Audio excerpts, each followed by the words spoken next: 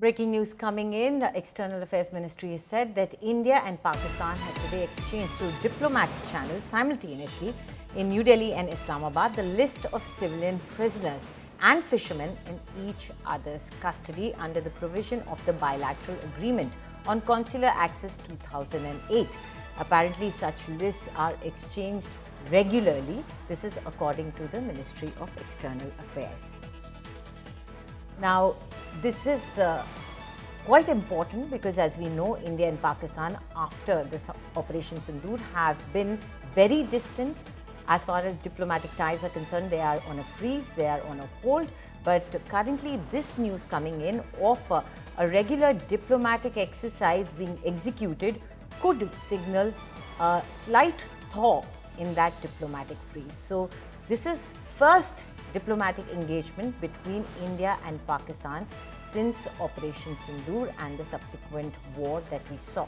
It is joining us right now is my senior colleague Geeta Mohan on the phone line. Geeta, could this be a sign of a slight diplomatic thaw in the ties that we had seen? Well, Anjali, unfortunately not, because there are two important agreements between India and Pakistan that neither have walked away from or walked out of, which is one on the consular access agreement of 2008, wherein every year on the 1st of Jan and 1st of July, the two countries exchange list of prisoners who are languishing in the jails and prisons of either country.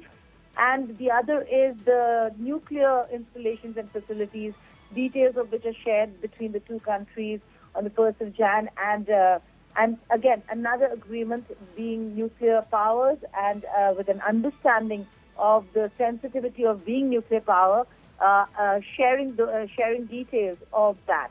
So two agreements that India and Pakistan have not walked away from. Also because this has to do with poor fishermen who normally end up in the prisons of either country, or people who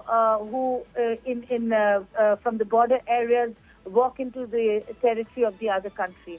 And either way, there should be a system to be able to get them back. And therefore, there is a need to have an agreement. And under this agreement, both the countries share the list. So exchange of prisoners takes a very, very long time. People end up staying in those prisons for a very, very long time. But the details, the lists are exchanged on a regular basis.